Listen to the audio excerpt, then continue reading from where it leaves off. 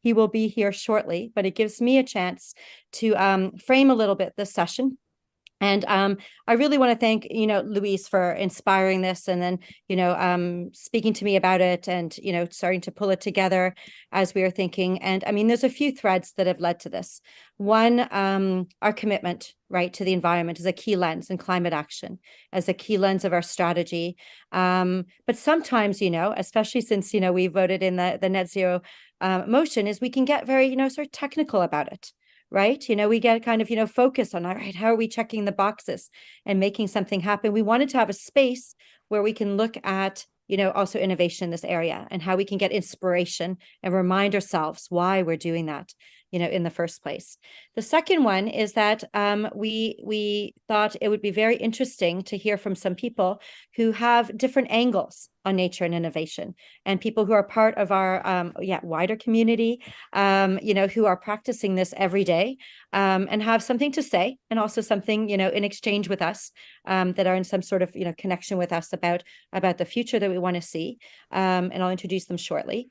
And I think the third thing is that many of us, right, when you're asked to go to a place where you feel great, go to a place to relax when you've been on screen too long, we all think of this beautiful place in nature, right? And we want to preserve it. But nature itself is dynamic and shifting and evolving and such. And so what can we learn from nature as nature? So there's a few levels of this conversation. For those of you who don't know me, oops, there we go. Maureen, I thought maybe I should let Maureen start. Oh God, sorry. I'm We gonna are recording this for the members who are not able to be here at this hour, and they will join us. They will watch at another point in time. And we have some members of our Impact Hubs also watching this on our YouTube. But just so that as speakers, this is internal for us. You're not being like live streamed to the globe. But I think this is good practice for things that we need to say as a network. So I am Tatiana Glad. I'm your executive director of the network, but I come from Impact Hub Amsterdam and from Canada originally. And so for me, my connection to nature is one, I think coming from a country that has a lot of it, but growing up in a city of 8 million. And noticing that, growing up as, in a city and going, oh, wow, nature is something you go to when you get on a bus or a car and you go out to nature. And my dad used to always do this in the fall when people visited, said, we're going to go look at the leaves changing colors. And it was like a little road trip. We'd go out and see the leaves changing colors. But then I studied business and I became very, very interested in the perspective of nature and deep ecology, and some of those philosophies of where nature is really seen not as a commodity, right, but really seen as a way of how we look at the world, a lens. And a lot of these questions are really, about how do we look at business, not that just preserves nature or, keeps a bit of nature, but really what would it be like if we looked at business in a way that like comes alive like nature, is synchronous with nature, is not at odds with that. I mean, this is really the divide that we really have, in the way that we're creating an industrial paradigm and we're like now trying to save nature. So how do we shift our paradigm in that? And so I think, what I'll do is I'll just get a little bit, get started in this conversation.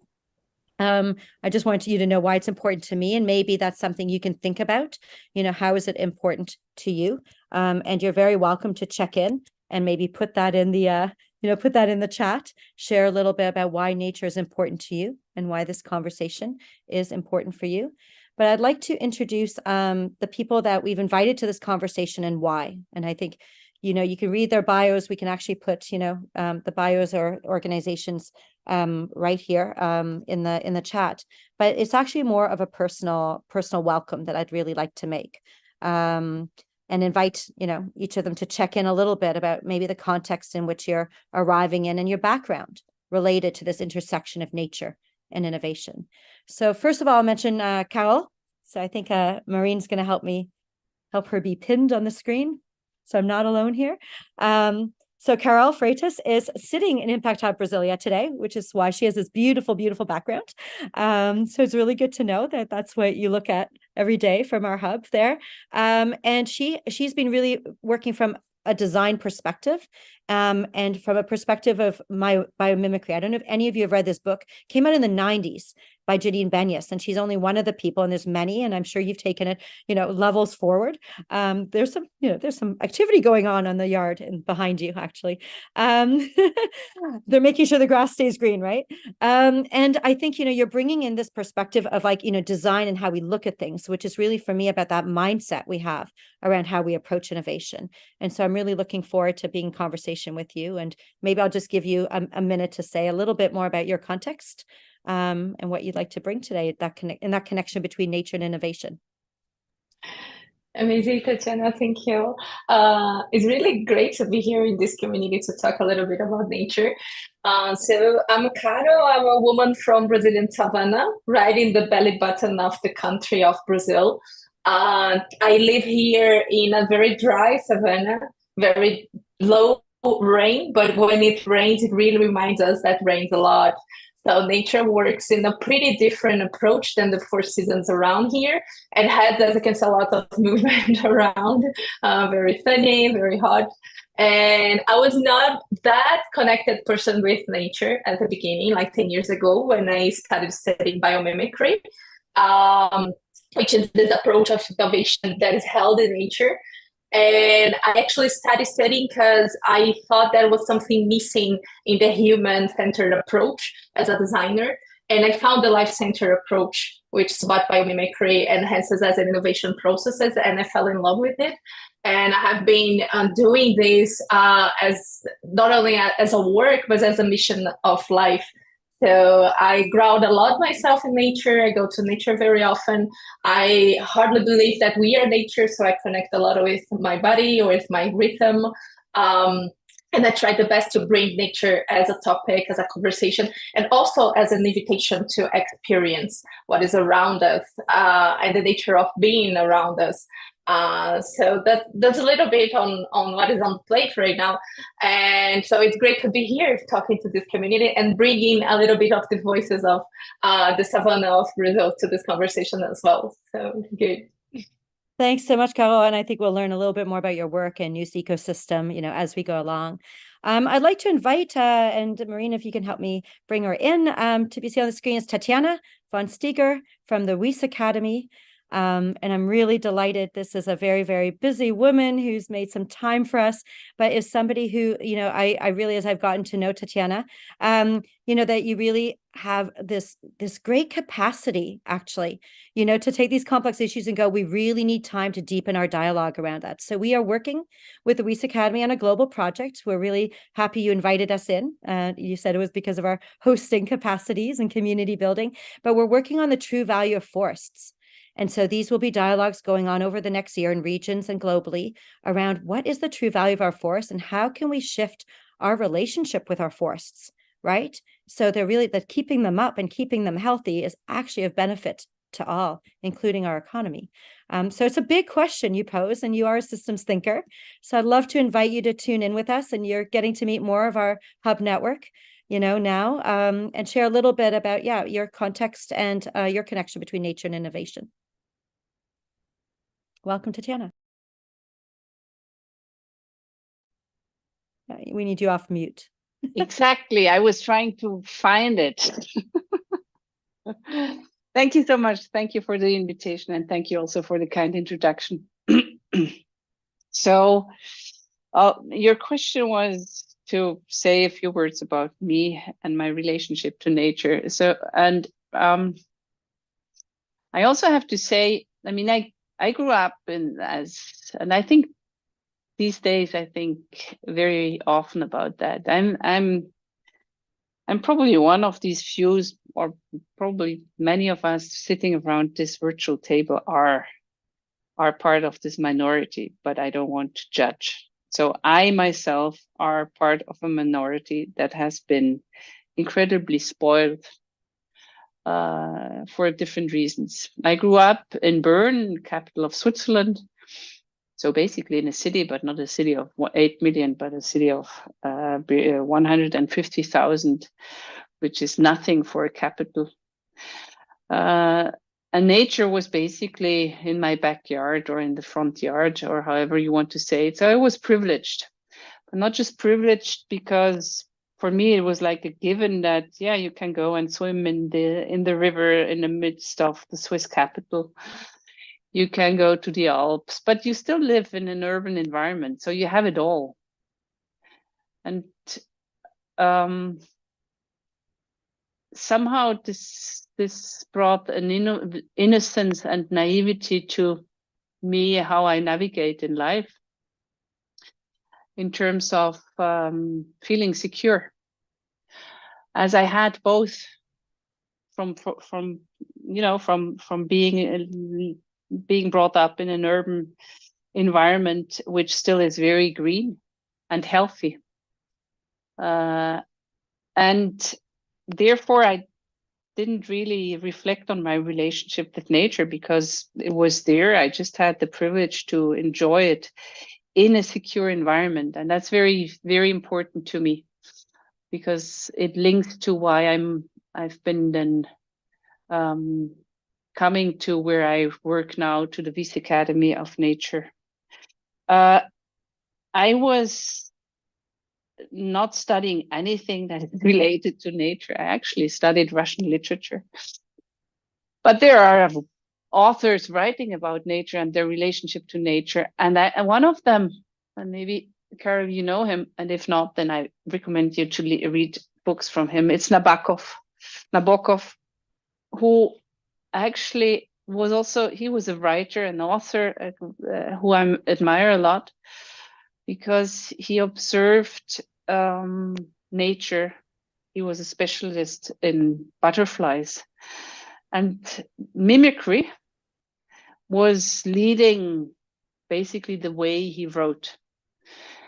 And I think that's the connection. So this connection of looking through the lens of literature to how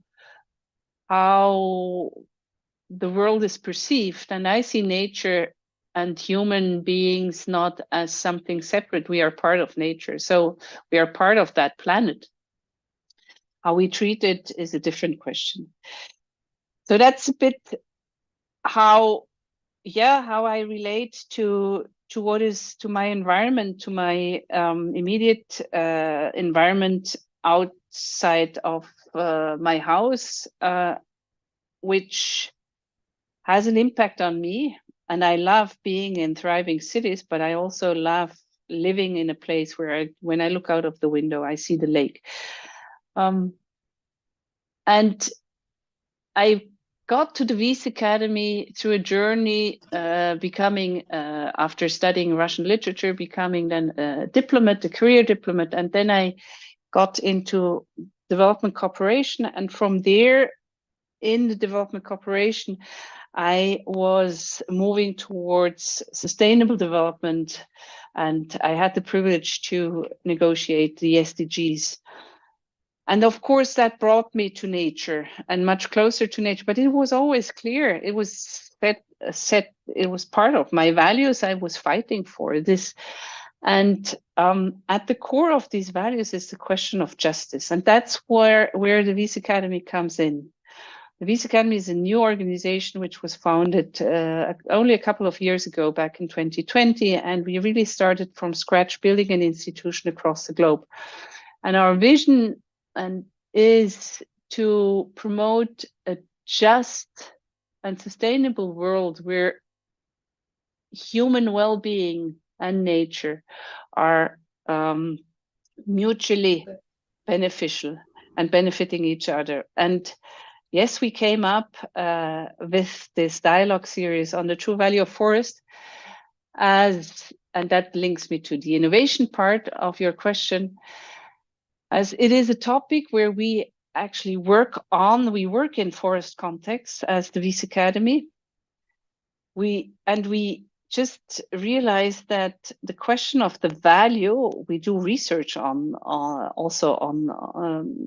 these questions, but the question of the value has been debated for a long time in academia, apparently, but never really with those that have to gain the living from it.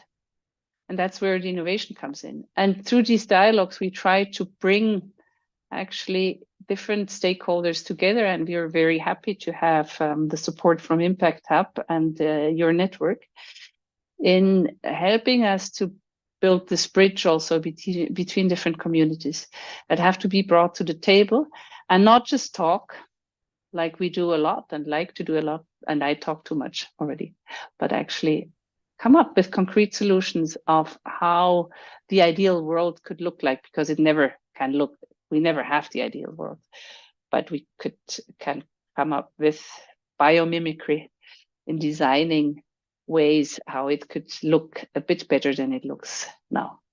So over to you. Sorry for being that long. No, thanks for taking the time. I mean, obviously, if you've worked at the level of like helping to architect the SDGs, and then, we all asked ourselves when they came out, how are we going to realize these? And your path led to us, and you're with us today. That's fantastic, because I think then we're all part of realizing this. And now we are joined by, you made it out of the rain, Brad Vanstone from Willycroft. So Brad, we got to know, I think he's showing up here. There he is. Look at you. There you are. Nice to see you. I'm sorry I'm not seeing you in person on the other side of town. Brad is has been a proud member of Impact Hub, I think, for a few years actually, through Impact Hub Amsterdam.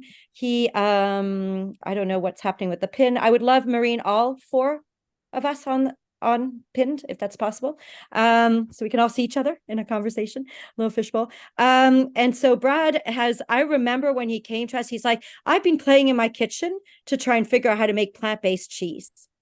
So maybe I'll hand over to you, because you have been not only, somebody who has been, I think, an example of a member that's challenged and pushed us as an Impact Hub, as a local Impact Hub, but you've also been a really strong inspiration to me in this network in terms of how you look at things beyond just, you're like, there's my enterprise and that's enough work, but you're looking beyond it and saying, how am I going to use my enterprise to systemically change stuff around me and change the conditions in which other enterprises can step in to nature-based solutions. So I'd love to hand to you and say, hey, why are you here? And what does nature innovation mean to you? Thank you. Sure thing. So I run a plant-based cheese and butter company here in Amsterdam. And the way I guess we got into this subject area is essentially when we started the business, we didn't just want to kick the can down the road. We really wanted to create some level of systems change within the food industry. And one of the most consequential things we found out was actually during our time at Impact Hub, and it was the emissions of our products. And actually sitting down and measuring that impact was so consequential for us, because we just assumed for that first 2 years that, we were plant-based and therefore we were doing good for the world. But actually, until you have numbers, that's not necessarily the case. And what that did for us was it made us think, okay, are we really working towards making a company that can actually have a positive impact on the planet? And I think up until that moment in time, it was an assumption that we were doing so. And so we took the decision back in 2020 to make Mother Nature our de facto CEO. And we basically, in a nutshell, wanted to place the planet's interest first and foremost behind everything we do.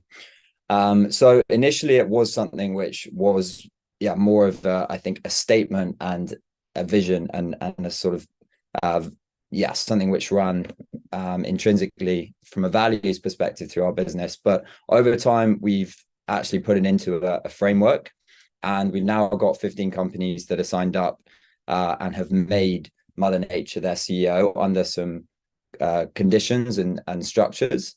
But we're now looking to take it a step further, because firstly, Mother Nature should be something which every company should be aspiring, I think, to have in the driving seat. But also we're aware that the current kind of conditions that we've set out aren't strong enough. And actually, even a company like Willycroft, which is quite mission-led, cannot really say that we have Mother Nature in the driving seat, because I think what that means in practice is taking humans out the equation.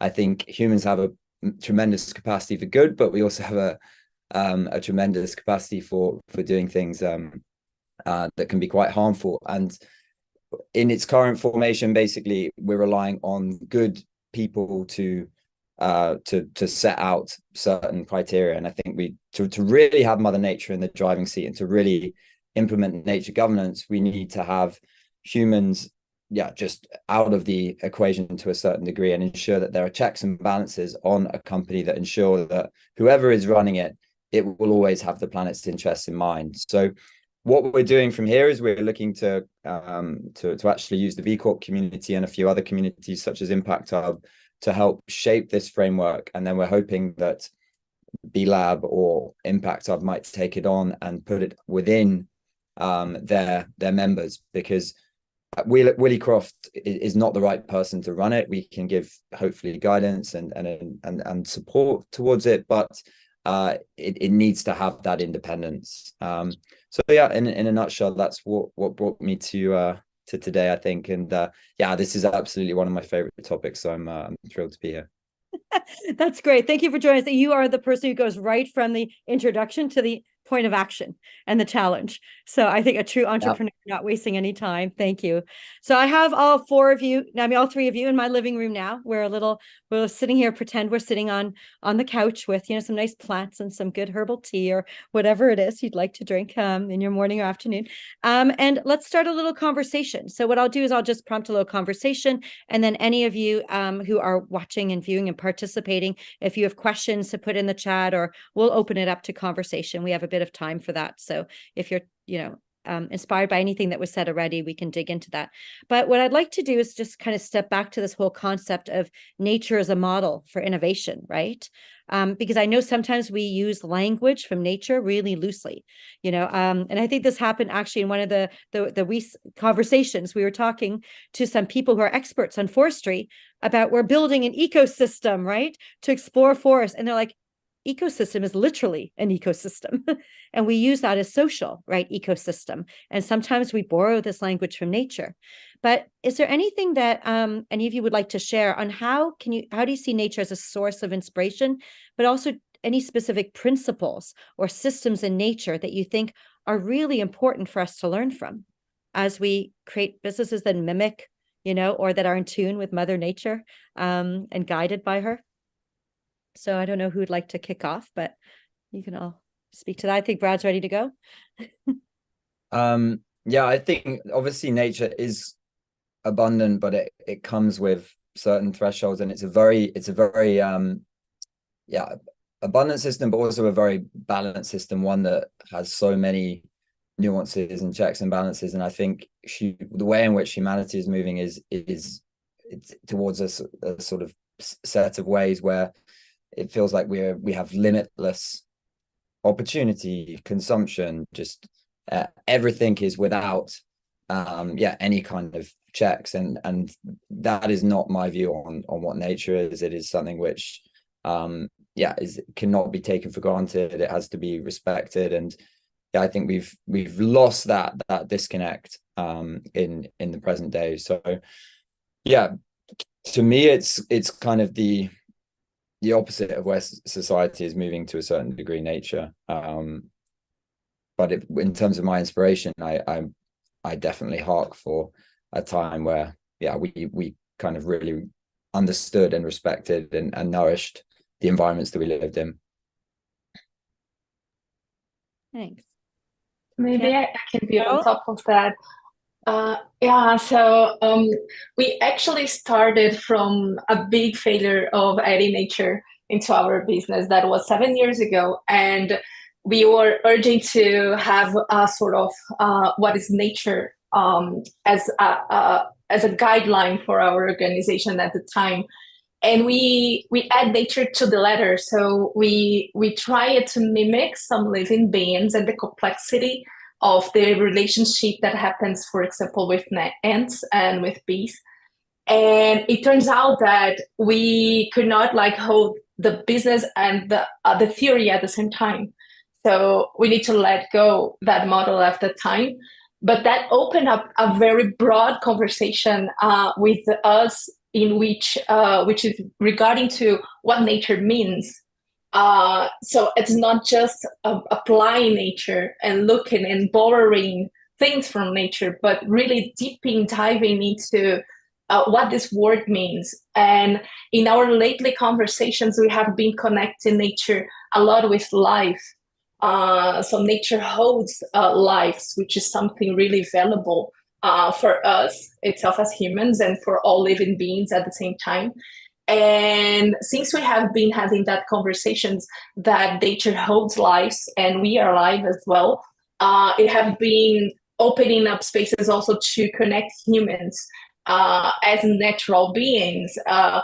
Usually we connect humans as consumer beings in our business. So we try to look at them as consumerisms and how they can acquire our products, but not as humans itself. So when we bring nature and we open up a space that have nature as life, and we are alive as well, we remember back what means to be human.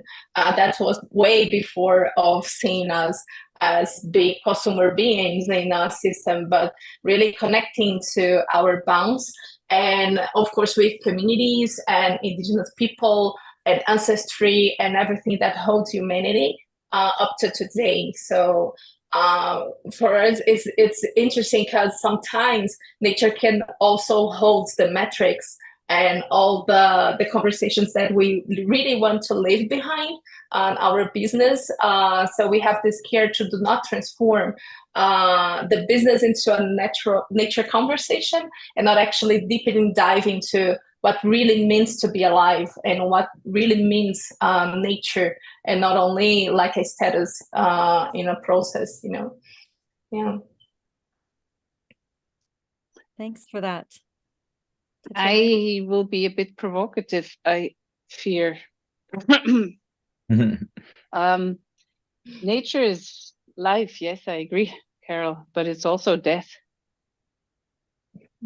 And I think this is I think we romanticize in these discussions, we tend to romanticize nature, which, and Tatjana, I don't know whether you were there, but you were also involved in the circular societies discussions. We launched this debate on circular economy, on the concept, which then led us basically to building together with people from outside a narrative around circular societies. And for me, one of the things I took from there was basically saying, yeah, a circular society means you accept that things die. And if you ask the question, what can we learn from nature for innovation? Maybe, as I'm not a business person, so it could help us, also accepting that many things don't work. You have to try out. And however, on a positive note, what we can learn from nature is understanding the complexity of systems, because it's a system. And if the system if something is dysfunctional, there will be a corrective to the system. And that's what we can learn. I think if we really try to understand how things connect and how the dependencies of including us on what is happening in the other, in these ecosystems, that if we try to learn a bit more from there, probably we could do much, could use our resources in a much wiser way. So that's what I have to say. Beautiful. The three of you are all, really deepening this. And I'd like to hear a little bit more from each of you. I think maybe first, Carol, you founded a nature-inspired company, you say, right? And to help other organizations form a biomimicry design perspective. But can you share a little bit more what that means, right? And maybe also help us, because you sit in an impact hub, help us understand how we as entrepreneurs can integrate such a perspective, right? When we're supporting other entrepreneurs. Yeah, great. It's good to acknowledge that we have different levels of organizations and thinking regarding nature perspectives. So we have people who are like in sustainability, people who are in ESG, in the ODS. So it has been a lot of conversations and theories regarding connecting with the planet and connecting with people. So what we do, bringing in nature, is exactly bringing in the complexity of nature into their companies, but in a way where they can hold and they can guide that their selves. So sometimes it's the concept of nature can go too far away from people and too far away from what they can do in their daily basis. And what we do is try to bring it into our daily practices, the arguments of nature and also the experiences in nature itself. So we support leaderships, we support innovation processes with the biomimicry methodology. And when the company is ready, we really deep dive into a concept of nature, much more connected to systemic level and to the next steps that we are seeing emerging to nature as a concept in business. So really, it's good to observe that here in this ground, like I'm speaking from Brazil, we have really a different amount of different levels of appliances of what sustainability is. And if we have like a very good company working as a regenerative processes and with nature, but we have like 99% of them not working, then we don't see the change happening. So our challenge is really to translate these into their day-to-day so they can like add these into their strategies and start applying that so we can have that as a shared mental model into what startups and companies can do. So really looking into like how can we narrow the differentiations between the concepts and also how can we narrow and make it more tangible for everyone to add nature into their processes. Can you make it a bit more tangible with us with an example? Right? Because what you're talking about is quite revolutionary, right? It's a mindset change, not just the company change. So like when you take a biomimicry lens or approach, are there specific steps in that like can you make it tangible on a specific enterprise? Yeah. So we had this large company who was wanting to add the concept of ecosystem into their strategic planning. But what does ecosystem means? Like we are all using the word ecosystem, but not connecting it to nature. So we made a very good research on all ecosystem levels we can find in nature, coral reefs, forests, the whole planet ecosystem itself.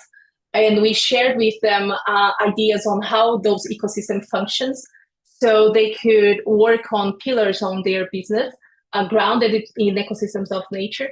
And in the end, we create a sort of a manifest so the company can hold into the same principles.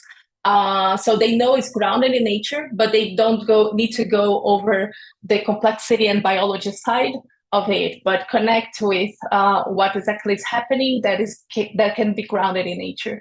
So that's one example. Another one that we worked with a startup, they want to communicate in a more grounded level with the planet because they work collecting seeds, literally seeds from nature, from communities, indigenous communities and ancestral communities in Brazil. So we designed a whole way to communicate that was based in flowers. So how can flowers inspire them to ground their communication processes? And that dialogued a lot with the communities. They are not universities, they cannot speak foreign languages and are not held in like those deep theories, but they can understand flowers in a way of communicating because they are grounded in nature yet.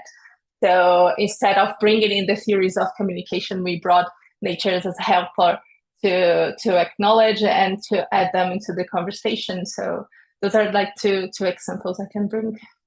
I think those are super helpful, and you must have very interesting conversations, and also looking for those metaphors, but those very practical examples also of how nature performs certain functions. I think that's super interesting. I'm going to move then from an entrepreneur to an entrepreneur's perspective. Brad, you're the founder of Willycroft, a plant-based cheese company, but you're much more than that, right? You've created a whole value chain and innovated even plant-based cheese in the market. I think what's really, as I've witnessed your story, and everything from the crowdfunding campaign to how you've worked with farmers, to how you've worked also with so-called competing brands, really like to bundle and really create, you've become a system for change, actually. Your enterprise has. At least that's what I've witnessed. I don't know if that's the language you'd use, but it would be really helpful maybe, can you tell the story really from a perspective, what have you been thinking as you've moved along there and made some of those choices? Because you've made choices that are quite different from most other small enterprise that are often sort of fighting to keep their market share, but yet it's led to tremendous success from what I've seen.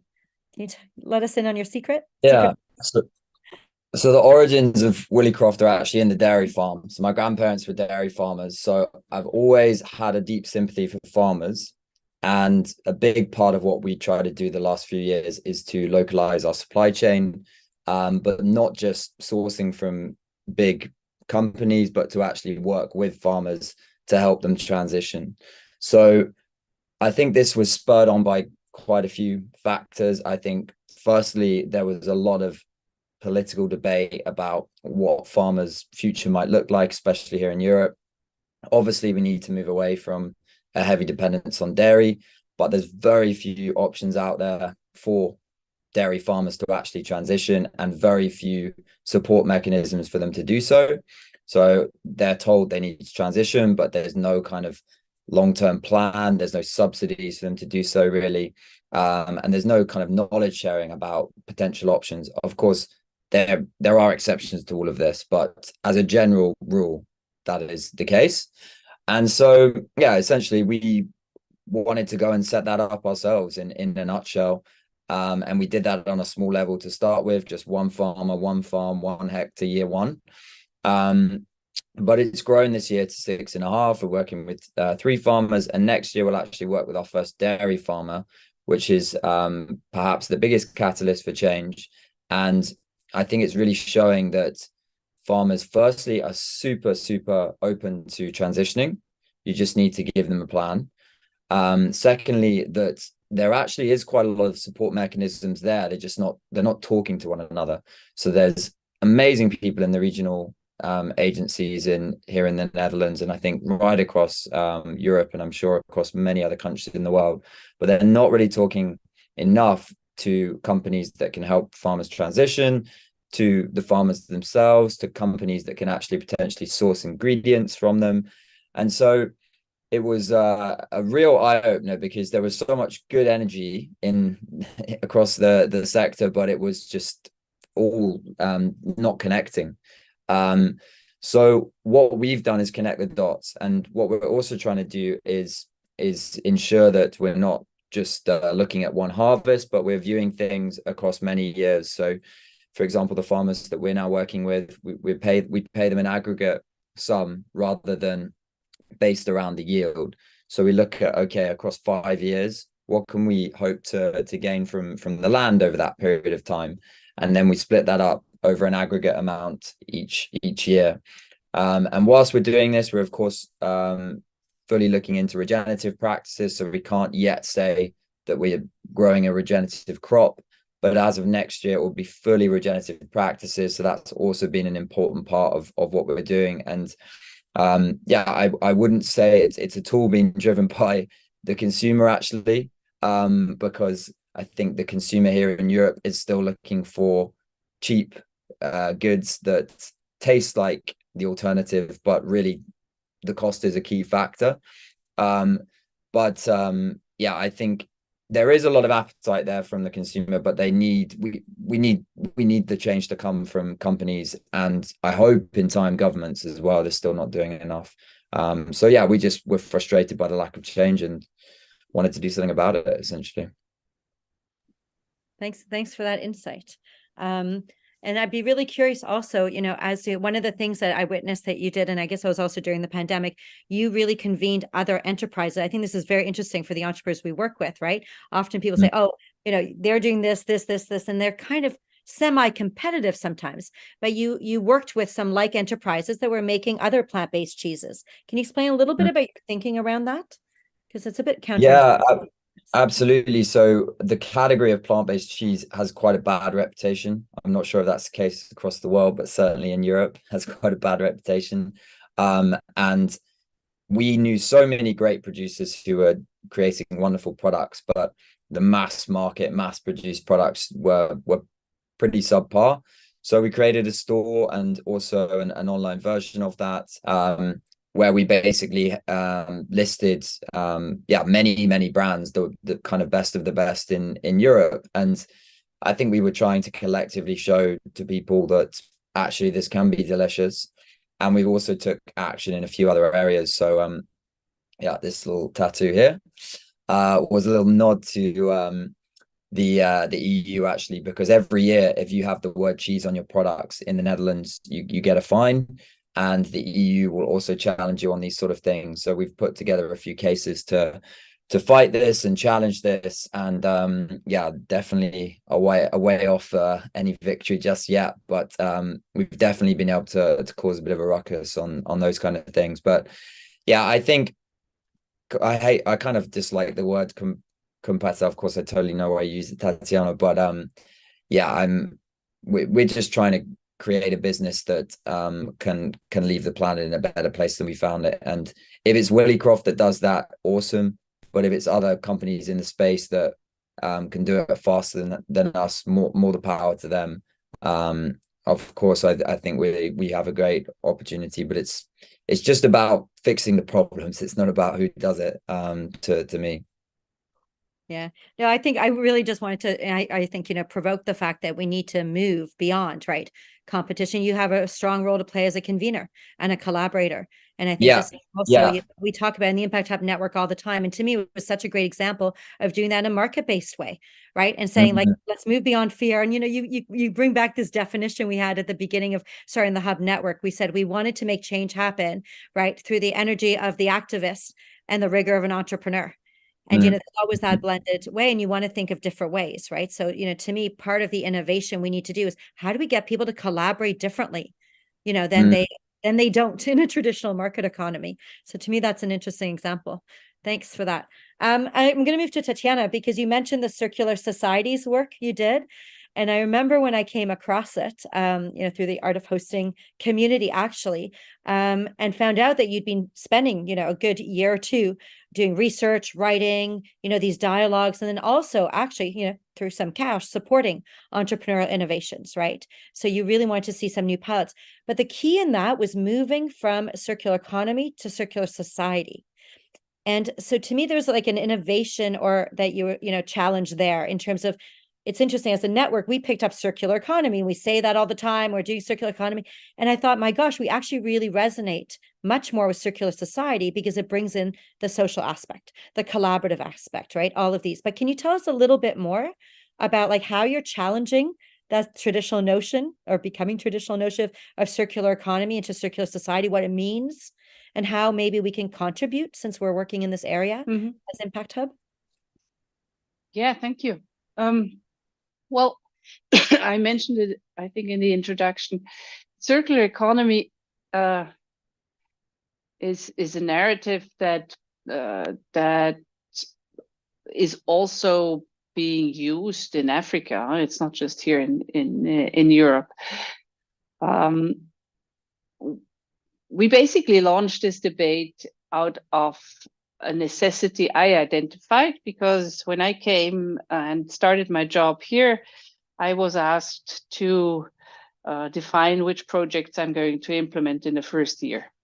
That was basically first year of our operations. And me, myself, and I, okay, what am I going to do as a synthesis project when we don't even know what synthesis center is going to do? So I then looked into the portfolio of the Hub Bern, which I already had projects running, and there was the circular economy project listed. I said, interesting. We are funding a platform which is organizing a conference every year, which is visited by actors from the financial industry, private sector, where they all tap each other on the shoulders and say, hey, you're doing great because you have a fantastic corporate social responsibility guy who is helping you basically talk good about your business without really changing it. That was my perception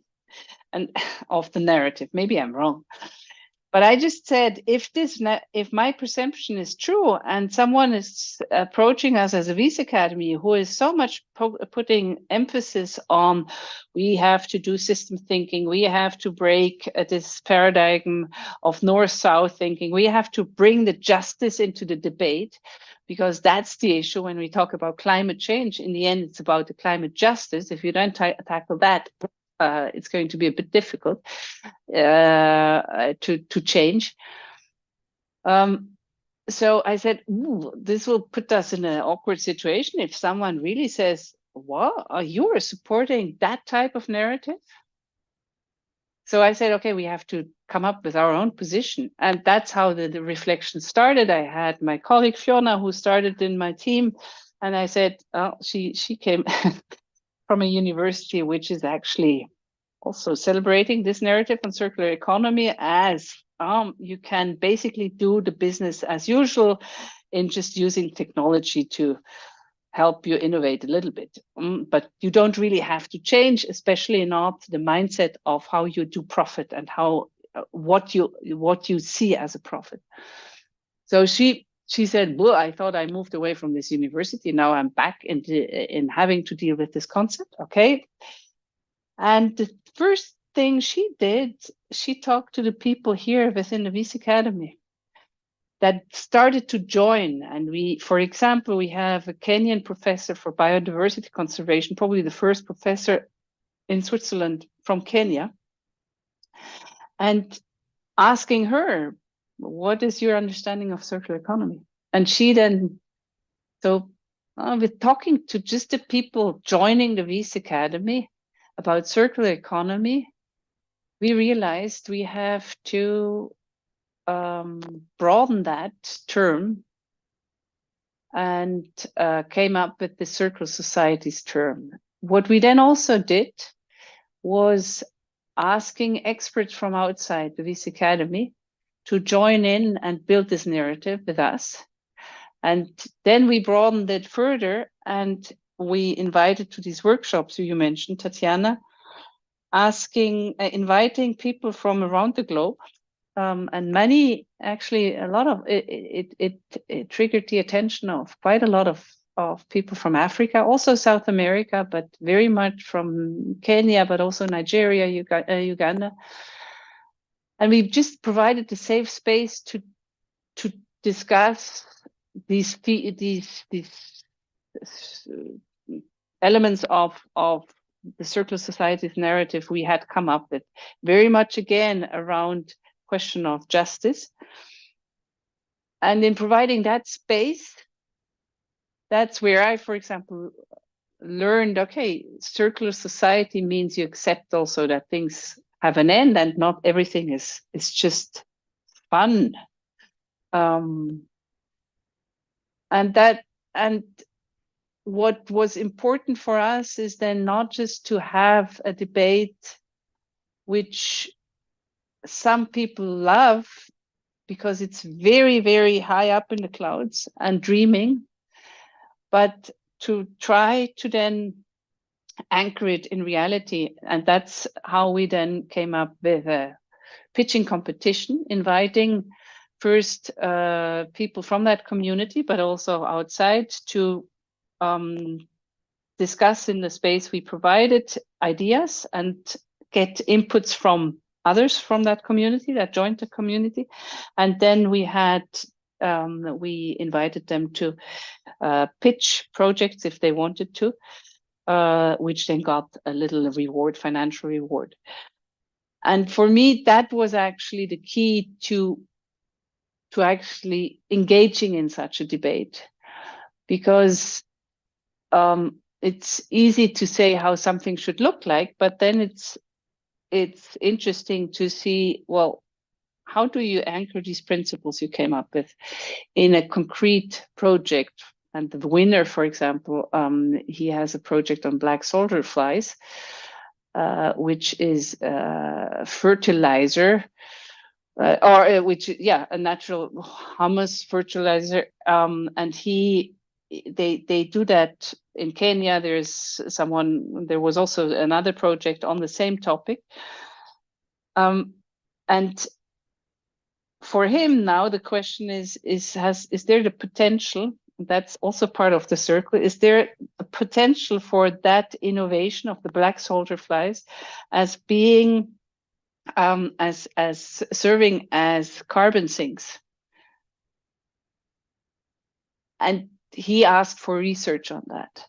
So really, yeah, through an innovative engagement format, trying to come up with a narrative that goes beyond something that the industry is claiming for itself or the private sector.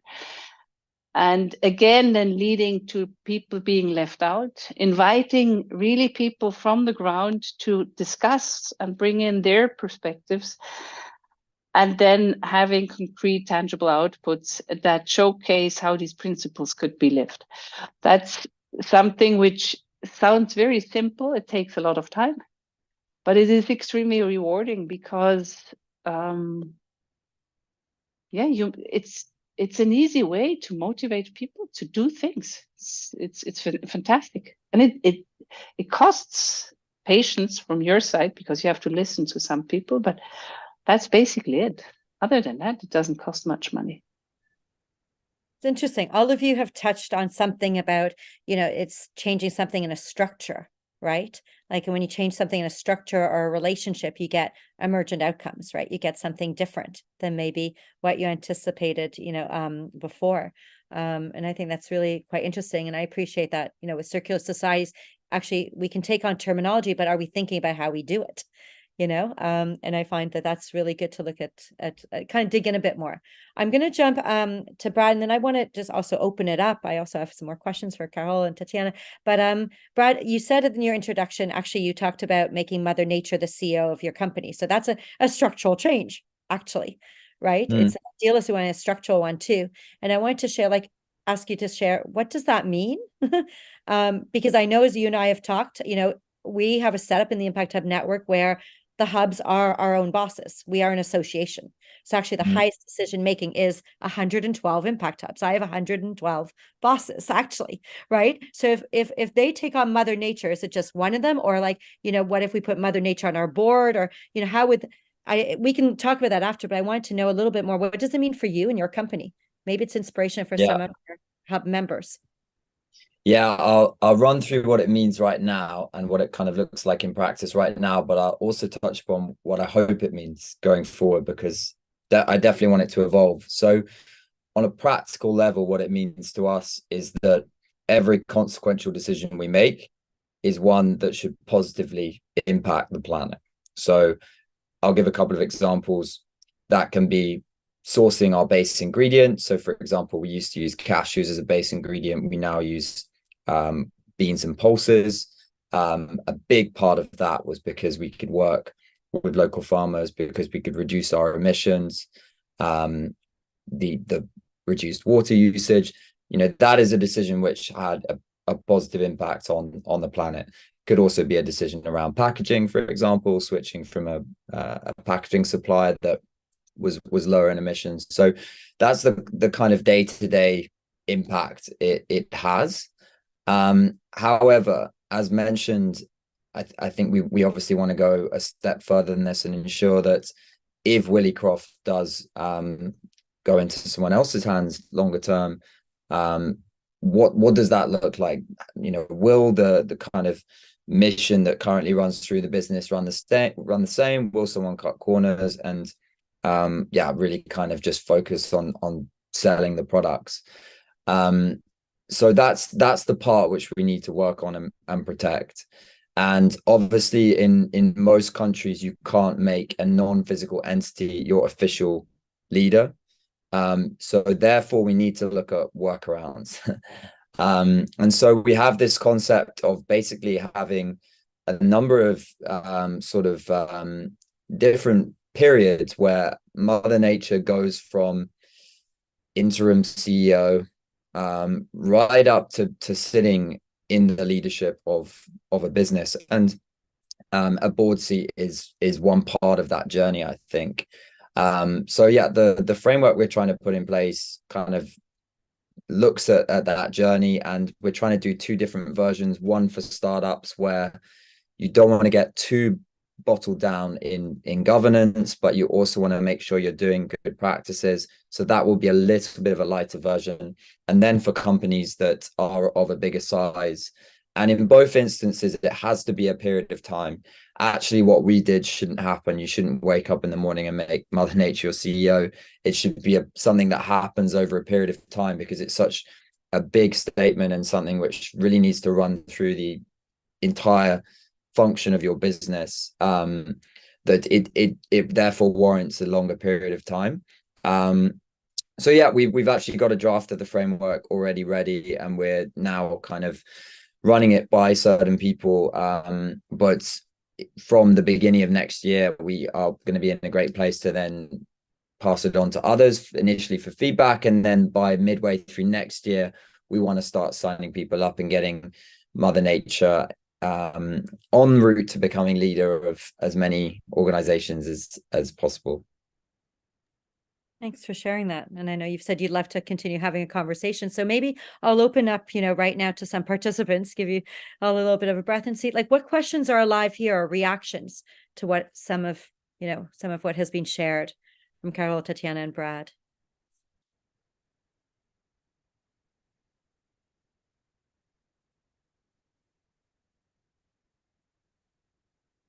Or perhaps share your own challenges and see how we channel Mother Nature through us.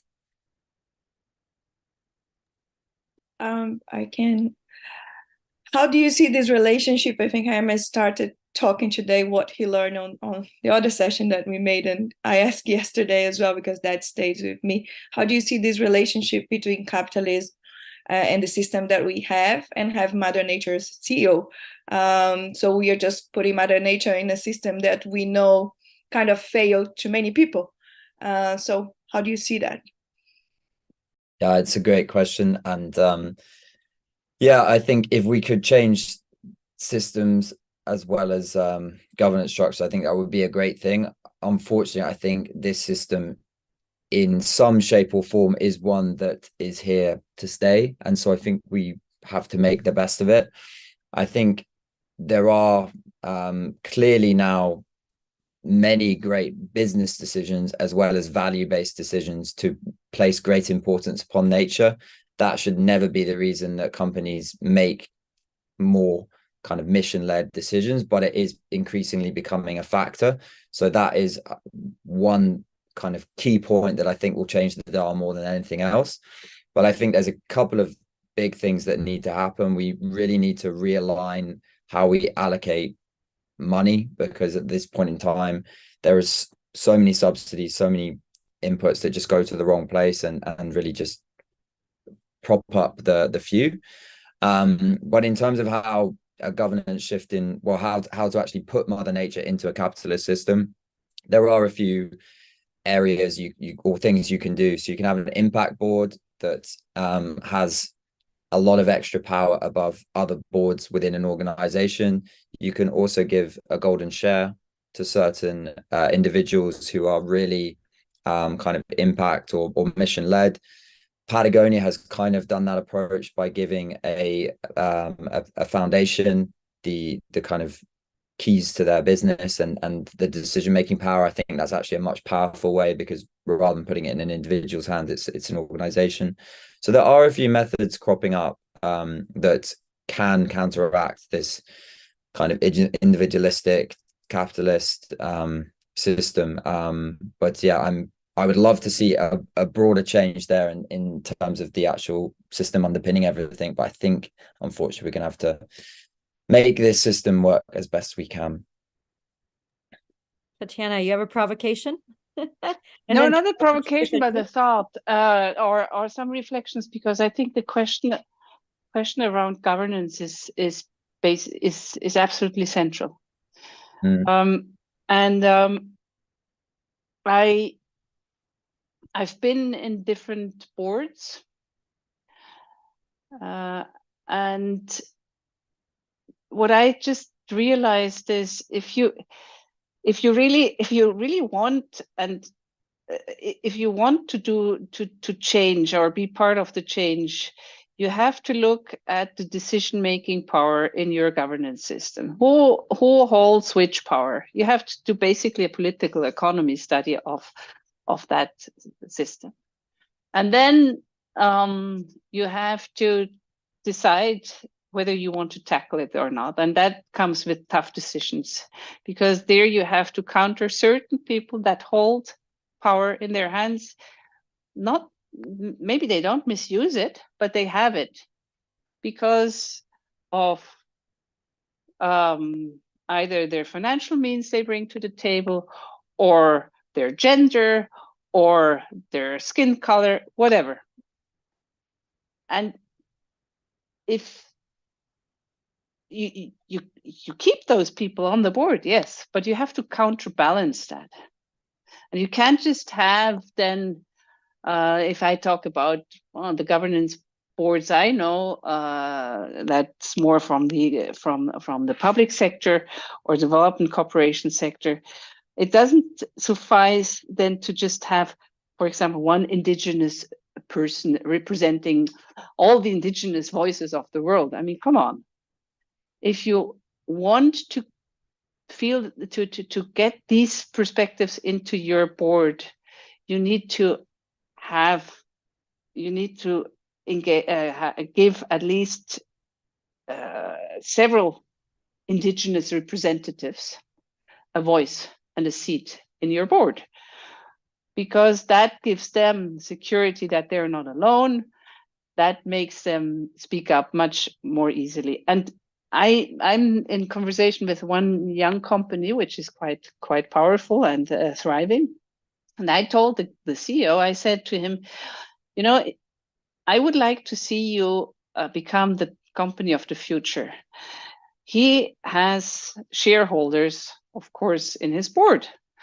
So what would it take for you to challenge these shareholders to give up some of their power and have civil society join your board with the same voices? I mean, he's not there yet, but I think this is what we need, because then things change, because then you bring in different perspectives.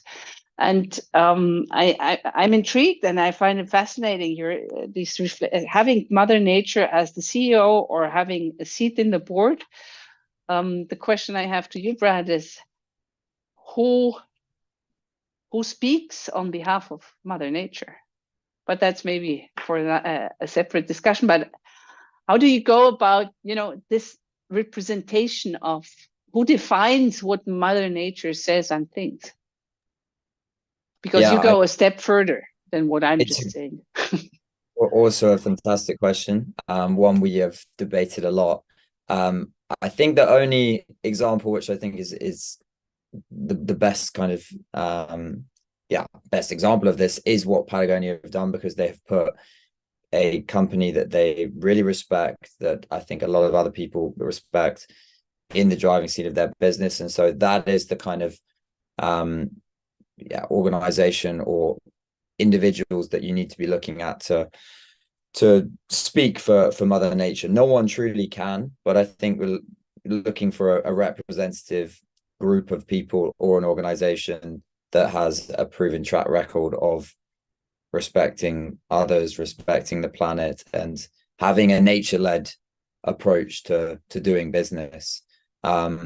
It's still not absolutely bulletproof, because of course individuals are within the organization that Patagonia has partnered with.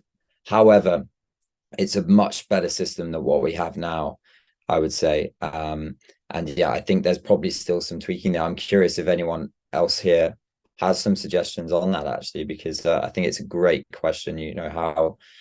How do we if Mother Nature does get the ability to be in that driving state, who is the best person to speak for. I think maybe a citizens' assembly could be another option there, for example. But it's a great question. Interesting.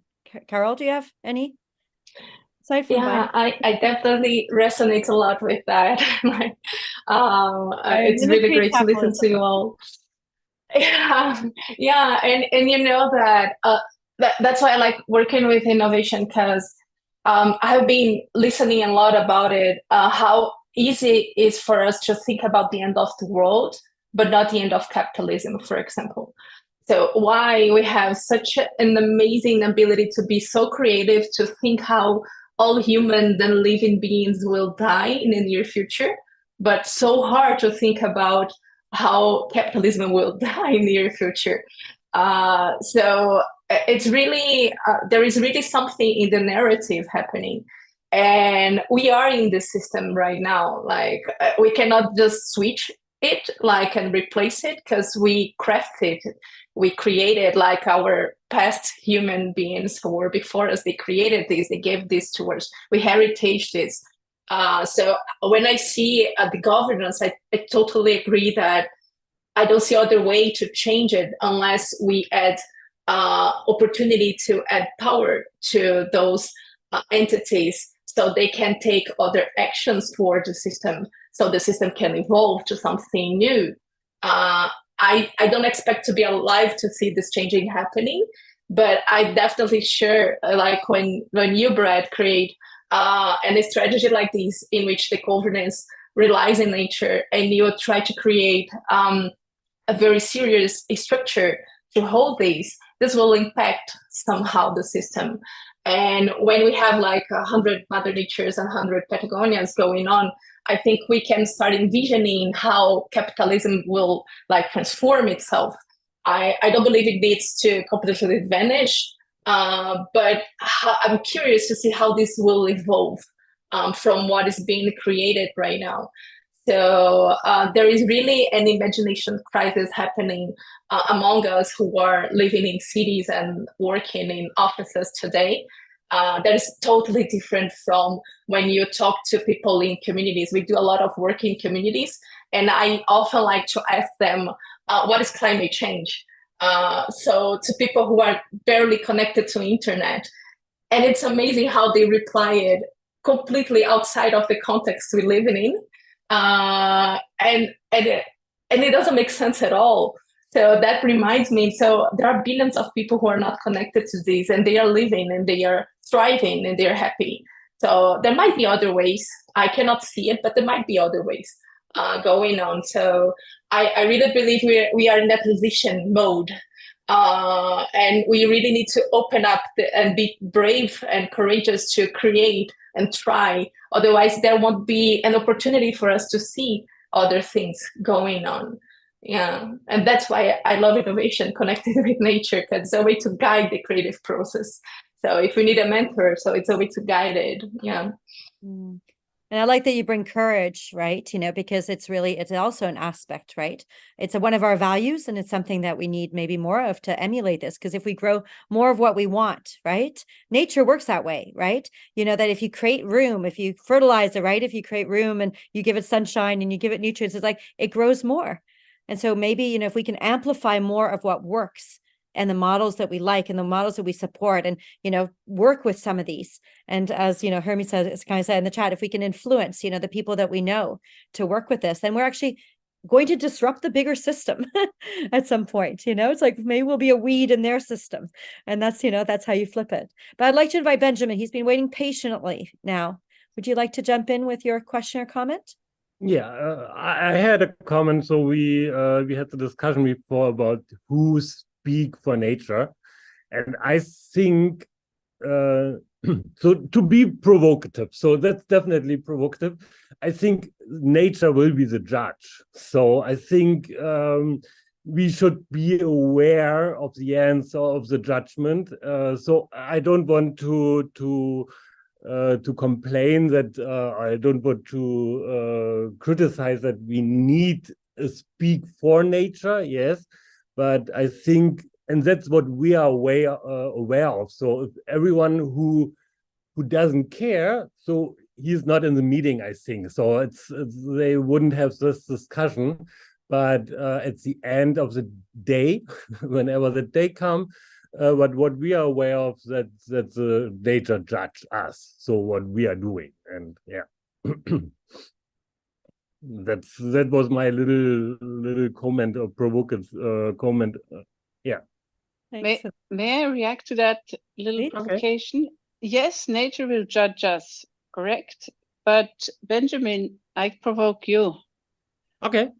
I mean, you're sitting, I don't know where exactly. Okay. I can tell you where I sit. I sit in Bern across the 5-star hotel. Okay, it's heated, everything is fine. Yes, nature is going to hit back, but I think I am going to be, and maybe you as well, not feeling the way it hits back to us in the same way as others do. So that's for me the question. What is our responsibility? Of course, I mean, I'm totally fine with you. So it's our, so to say, I think based on evolution, whatever, so we exist only because the system around us was perfect. So it was perfect circumstances. Anywhere else, humanity wouldn't exist. So we only exist because the system around us was perfect. And based on our behavior, I think the system around us start to be not that comfortable anymore. And that will be the judgment at the end. So if we like to survive, if you think about the extreme situation, then it's our responsibility to keep the system stable in some way. I think yeah, sorry, is it okay to add my opinion? Let's open it up. It's good to have a good debate before we close it down. So let's have a big discussion. I think the great thing about thinking about nature is it also, generally speaking, allows us to really think about people as well. I think that's the great thing. And the current system doesn't do enough of that. And I learned a great stat the other day, which puts into perspective the impact we can have on future generations. So the average mammal lives for 700,000 years. We've been around for 300,000. And with the current population that we have, were we to live out another 400,000 years, so to the average point of a mammal, there is only one person that has been born yet for 1,000 people to come. So there is 1,000 for every one of us in this room, if we protect the planet to a point where it can inhabit people in 400,000 years time. So that puts quite a bit of consequence on everyone's shoulders, I think, and puts into perspective what can come. I mean, as you said, Benjamin, maybe nature will decide before then, but I think we are fast tracking that decision with our. I'm not saying that we are not in the position to prevent the judgment. So it's up to us whether we wait for the judgment or we say maybe we should behave somewhere different. So I'm not saying that we are just because we are part of the system, or we are even the result of the system. So and then in that way, I think it shouldn't be on us to change the system, what we are doing nowadays. So nowadays we change the system. We put the CO2 to the air, whatever. So we are changing, and we should be aware of what we are doing, because anywhere else we will change the system, and then it leads to a direction where we may be we cannot survive. So that's why it's not that I'm saying we are totally out of the system. So there's so many levels to this, and it reminds me of an exhibition. I don't know, Brad, because you live in Amsterdam, if you've seen it. There's this exhibition at the next museum where there's an artist who's trying to emulate how does the climate think. And they've used use like this sort of technology to do this. And they said, you have to, it's like the shift of going from like regular computing to quantum computing. And what it is, it's a very weird thing where like you see multiple videos going on at the same time. So you're witnessing the extraction of gas and oil from there, as well as the beauty. And it's such a weird experience to be on, with the music and the sound and all that stuff, right? That you're like, my brain cannot possibly comprehend the complexity of that. And I thought, my gosh, like the only thing I could think about, you have to be really intelligent to navigate the complexities on our planet, because everything's happening at the same time, actually, right? That's in every moment, it's all condensed in that.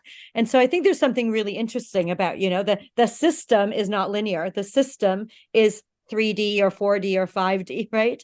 In many ways. And so I guess maybe as part of like winding down this conversation, I'd love to hear about, really like what are some of the leadership qualities actually we need to navigate, right, the complexity, so that we really honor nature when we're innovating. Maybe it's complex. It's a long question. It's a big question, but I'd love to just, maybe hear from our speakers, but also anyone else about what have we been learning about the leadership qualities we need to really lead in these times and that complexity. I think we need to be collaborative. I think we need to listen. I think we need to be humble. And I think we need to look long term, which is one of the biggest problems with the current system, because it's such a short-termism kind of mindset. Those are the things that really stand out. And I'm sure there's many other important ones. If I can react to that as well, I think collective intelligence is something really key to bringing it as a leadership, and it also connects with that judgment, Benjamin, that we're bringing into the table.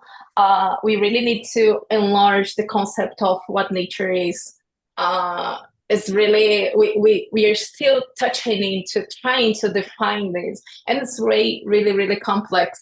Someone in the chat touched on indigenous people, and we work with Amazonian communities, and for them there is no such a concept as like one life that is shared among living beings, but there are multiple lives according to the relationship they have with one another. So the life I share with a toucan or with a monkey, it's one kind of life that is different than the life I share with the monkey that is not part of my community. So a monkey can be a human for those community if this monkey live with them as a community, a pet, let's say this way. Not that they treat this way, but I can eat another monkey who is not part of my community because he is not human. So there are many levels to talk about nature and talk about life or lives. So the collective intelligence, like opening up to see how many human beings are trying to translate this, I think it's key for us to understand this deep concept, which is nature, that we can talk about it for like 1 hour and a half or maybe longer, but it's really hard for us to define like what life means, what nature means. Like we can take like our lifetime and still live without the right answer. So I think the collective intelligence is really key, like opening up and listening and relearn what we have in our bases with unexpected people. Thank you. I'd like to build on what Carol and Brad were saying. Some of the Carol, you said the relearn. I noted down, for me, leadership qualities we need to navigate complexity is to unlearn the how. I know how to do certain things because I learned that I was conditioned like that, and it's tough to hear that someone actually thinks, no, the how is different. So unlearning the how to then collaboratively define this new how. And other qualities I think that are key for leadership to navigate complexity is we need to stay curious. Curiosity, discovering things that maybe are new to me, is much better than being afraid and therefore shutting doors. And kind. For me, kindness is extremely important, because that means I like, I like the people, and therefore I care for them. And if I care for them, I may also tend to maybe care a bit more for the environment, which is nature. Thank you for that. I first of all, I'm going to say, as we're winding down in a few more minutes, say thank you to the three of you for taking your time out, for this, and just also for your care for our community. I know you show that in many different ways and through your actions and through your collaboration with us. And I really want to thank you because, all three of you are super, super valuable, to us, whether you see it or, you see it less because you're not in our hubs every day. I just want to say thank you very much for all that. But I'm also happy to, also hear, as anybody else wants to check out of this conversation, a few last insights. Maybe you'd like to answer the question yourself about leadership, sort of capabilities. Thank you, Hermes, for that.